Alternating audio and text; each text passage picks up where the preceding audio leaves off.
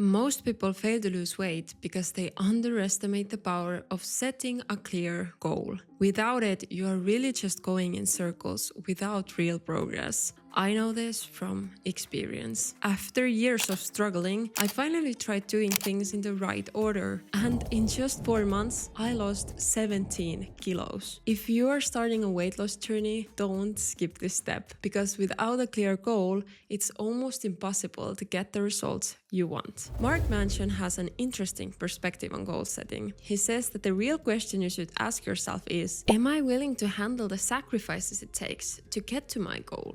Because before you reach your dream body, there's a lot of hard work that needs to be done. Everyone wants to get fit, but very few are actually ready to train consistently and eat right to make it happen. So with that in mind, let's set a goal. A simple way to frame goals is with the SMART method. S stands for specific. Don't just say, I want to lose weight. Say exactly what you want, how much, and how you will do it. M stands for measurable. Track your progress because numbers motivate us. You can weigh yourself, take body measurements and/or progress pictures. A stands for achievable. Challenge yourself, but also be realistic. Remember that impossible goals only lead to frustration and burnout. R stands for relevant.